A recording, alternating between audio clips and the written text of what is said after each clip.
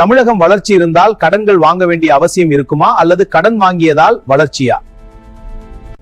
கடன் வாங்கி வளரும் வளர்ச்சி வளர்ச்சியா? மக்களின் பார்வையில் கமெண்டில் உங்கள் கருத்துக்களை சொல்லுங்க. ஒவ்வொரு துறையும் வளர்ச்சி பெற்றிருந்தால் எதற்கு ஊழியர்கள் போராடி வருகிறார்கள்? 1.0 மூல வீட்டு குடி மின்சார கட்டணம், முத்திரைத்தாள் கட்டணம், போக்குவரத்து கட்டணம், விலைவாசி இதெல்லாம் உயர்த்தி விட்டு 1000 சரி செய்ய முடியுமா? சிந்திங்க. நீட் ரத்து ரகசியம், ராகுல் காந்தியை பிரதமராக்கும் ரகசியம் திமுகவிற்கு தான் தெரியும் என்று சொன்னார்கள். செய்தார்களா? சிந்தியுங்கள். தீர்த்தகாடு கிராமத்தில் மின்விளக்கு, குடிநீர் இல்லை, மொபைல் நெட்வொர்க் இல்ல. இதுதான் ஸ்மார்ட் சிட்டியாக மாற்றிய சாதனையா? சிந்தியுங்கள்.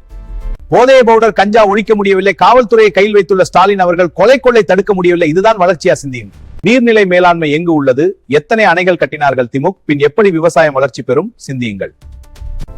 வீடு தேடி மருத்துவம் எங்கு செயல்படுகிறது என்பதை கமெண்டில் சொல்லுங்கள். தமிழ், ஹிந்தி, காவேரி என்று சொல்லிக்கொண்டே இத்தனை ஆண்டுகள் திராவிட ஆட்சி நடக்கிறது. தமிழை வளர்த்து உள்ளீர்களா? சிந்தியுங்கள். சாலை பணிகள் எங்கு நடந்து உள்ளது? நீர்நிலைகளை ஆழம்படுத்தல் எங்கு நடந்து? சிந்தியுங்கள். தமிழ்நாடு என்று போக்குவரத்தில் தமிழ்நாடு போக்குவரத்து துறை என்பதில் தமிழ்நாடு என்ற வார்த்தையை நீக்கியதுதான் சாதனையா? சிந்தியுங்கள். பெண்கள் வாக்குகள் அதிகம் என்பதால் அனைத்து அறிவிப்பும் பெண்களுக்கு தான். ஆண்கள் நாடு கடந்து விட வேண்டியதுதான். சிந்தியுங்கள் ஆண்களே. 2026 வரை ஸ்டாலின் கண்ட கனவுகள் எப்படி உள்ளீர்கள்? 2030 கனவை காண செய்யலாமா? சிந்தியுங்கள். கமெண்டில் சொல்லுங்க. காட்சி எழுத்து 2021 முதல் ஸ்டாலின் நன்றாக உள்ளதா? 2030 கனவை காண செய்யலாமா? சிந்தியுங்கள். கமெண்டில் சொல்லுங்க.